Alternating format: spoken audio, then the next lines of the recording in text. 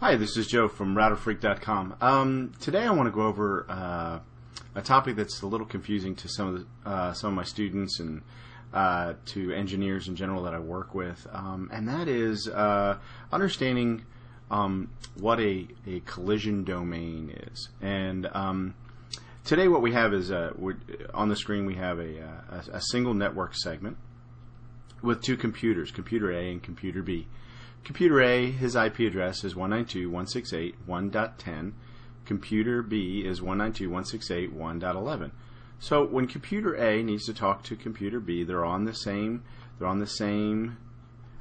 physical wire. They are on they have the same network segment. And you could kind of look at this as, say, this is some sort of say maybe there's like a hub or a small hub here. Let's pull a hub up here. Okay, so here's a small hub that's connected to our network, and through this hub, these guys are able to talk to each other. Now, they're on the same collision domain. So, and what that means is that when these two guys talk, they hear each other. It's kind of like being in a big room. And if you think about what Ethernet is, and the term Ethernet, the ether, meaning the air, it's a broadcast medium, meaning think of it like two people standing in a room and they're just talking. Well, they can hear each other, but then if there's anybody else in the room, they can hear them too. So if we were to go and we were to add some more people join or add, jump on the network or want to basically come into our room or come into our party, so to speak, and they all start talking, well, they all can hear each other, and they can carry on a conversation just fine. But what happens if this keeps getting bigger and bigger? Well, eventually it starts getting really noisy, like you're at a party in a big room, everyone's talking at the same time. Eventually, what happens is you have these two people, computer A and computer B, who are originally talking with each other. Well, they can't hear each other as well.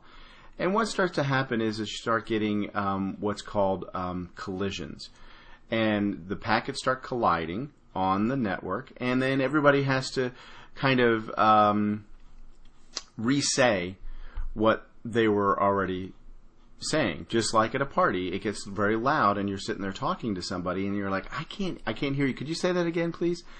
And eventually what happens is that the two of you are trying to have a conversation. Well, what do you normally do? Well, you say, well, I can't really hear you. Let's go into the other room so we can have a better conversation.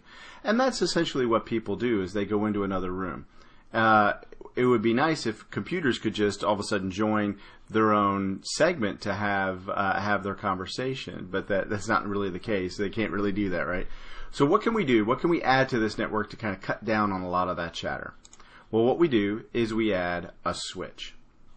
And now what the switch does, it provides segmentation at the layer 2, the OSI layer 2.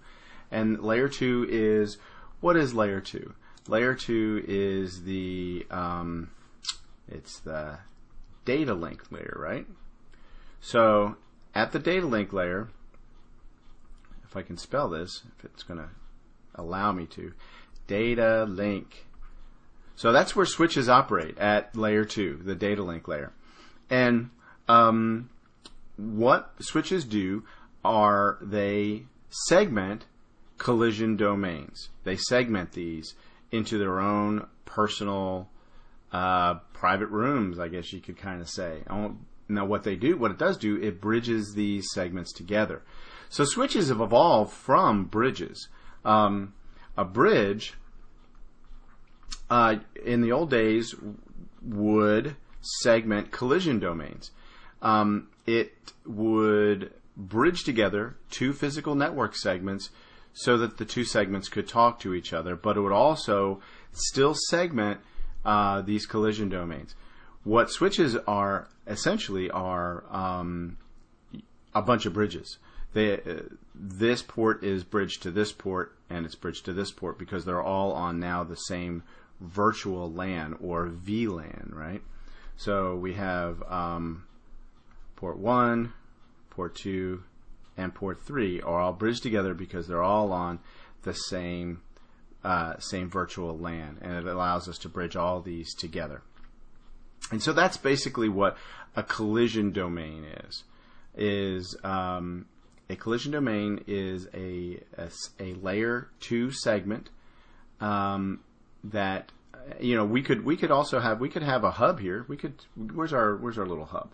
Just to kind of give you an idea. If I can find it again. Find our little hub, and we could put that hub back. Our hub. So that's a big hub, huh? We could put that hub back on the segment, hanging off of this switch port, and then we could end up creating a whole bunch more computers. But then we'll be right back to where we started. Right now, we have this one room that's very overcrowded, and it's really not giving. We're not utilizing the benefit of this switch, and that benefit is to segment our broadcast domains, and we would end up another problem. And you see this a lot in production networks where you'll have a hub hanging off of a switch port. A lot of labs will do this. You'll have a hub that has a bunch of devices, and then people start complaining, well, my network performance is slow or it's bad. Well, they've put a hub out here, and you're not you've got a lot of issues out here now with this hub.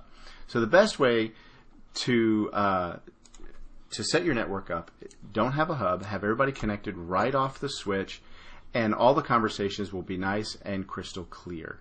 And that's it for collision domains. In the next video, we're going to take this discussion of collision domains, and we're going to see how collision domains and broadcast domains and how they differ.